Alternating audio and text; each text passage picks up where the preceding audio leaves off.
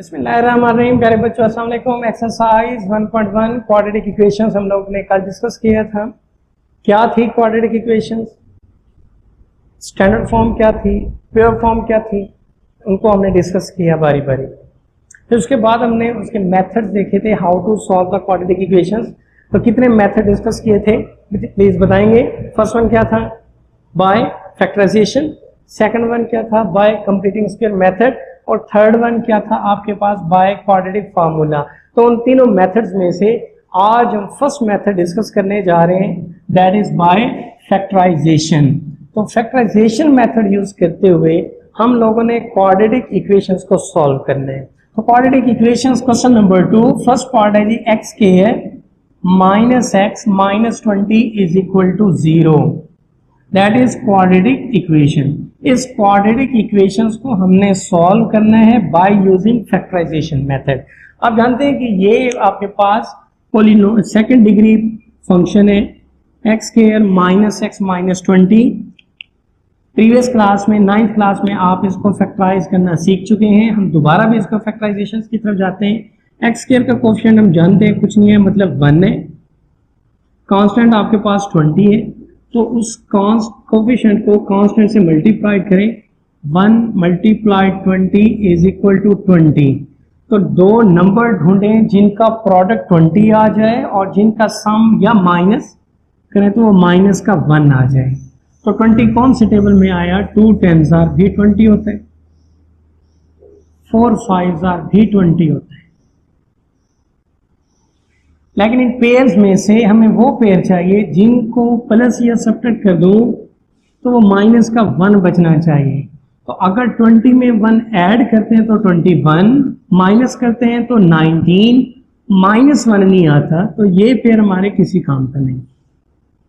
Similarly हम अगले step पे बढ़े, हम पहुंचे 2 मल्टीप्लाई 10 के पास। मल्टीप्लाई करें तो 20 तो बनता है।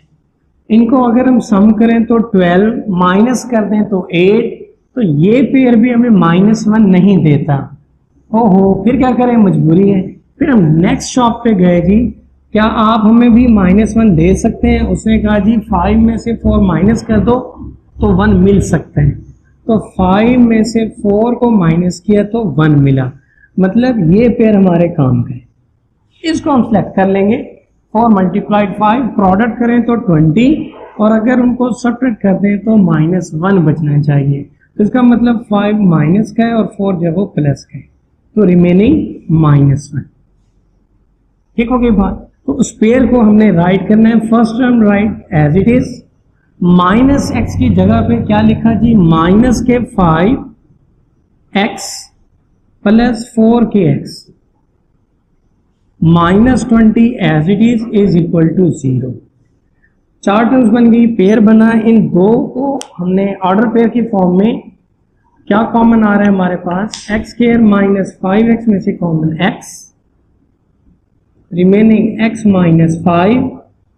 इन दोनों में कॉमन है जी 4, remaining x minus 4 5 20 is equal to 0। तो कॉमन फैक्टर आ रहा है जी x minus 5, x minus 5। Common किया x माइनस 5, रिमेन हो गया जी x और ये प्लस 4 इज इक्वल टू 0 के साथ। अब ये फैक्टराइज हो गया जी, x minus 5 into x plus 4 is equal to 0। Previous class में आप यहां तक क्वेश्चंस करते थे और उसको छोड़ देते थे। आज चूंकि इक्वेशन है हमने सॉल्व करना है, तो सॉल्यूशन में ये फैक्टर्स तो आपके पास बन गए। आगे फर्दर किस तरह चलेंगे, अब इसका मतलब समझ लें। x minus 5 into x plus 4 is equal to 0। Either इसका क्या मतलब है जी, या तो x माइनस 5 0 है और या फिर x प्लस 4 0 है। दोनों 0 नहीं है। आइदर दिस फैक्टर इज 0, अगर ये 0 है तो x प्लस 4 से मल्टीप्लाइड होकर रिजल्ट 0 देता है। हो सकता है ये 0 फैक्टर हो, तो ये अगर 0 है तो multiplied this, then result will be 0।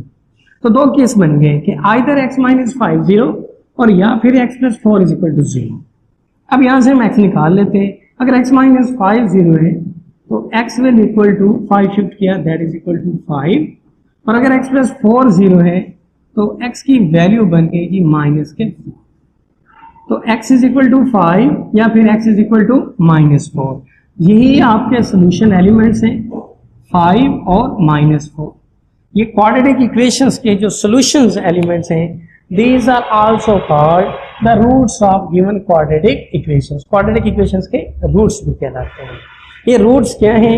ये गिवन क्वाड्रेटिक इक्वेशंस को सेटिस्फाइड करते हैं, यानी लेफ्ट हैंड साइड में equal to right hand side के साथ। इसी तरह इसी क्वेश्चन नंबर 2 से एक बड़ा इंपॉर्टेंट क्वेश्चन है जो मोस्टली आपके एग्जाम्स में आता है। 3y square is equal to y into y minus 5। Solve by factorisation, तो इसको सॉल्व किया 3y square as it is, y multiplied with y square, y 5 से मल्टीप्लाइड तो 5y, 3y square as it is, y multiplied by y square, y multiplied 5 तो -5। ये पहला step हो गया। अब दूसरे स्टेप में क्या करें? अरेंज करते हैं जी। 3y square minus y square plus 5y is equal to 0। 3y square minus y square, like terms है, माइनस हो रही है, become 2y square plus 5y as it is equal to 0। अब ये आपके पास जनाब 2y square plus 5y is equal to 0।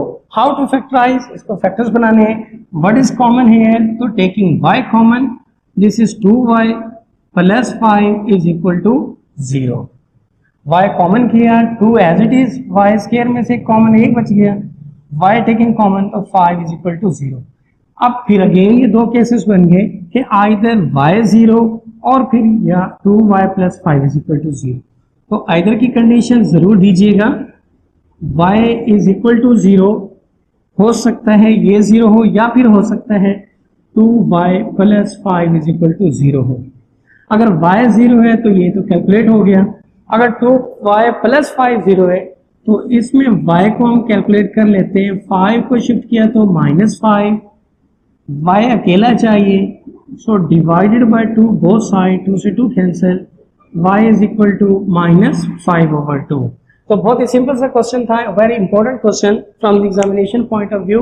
3y square is equal to y into y minus 5।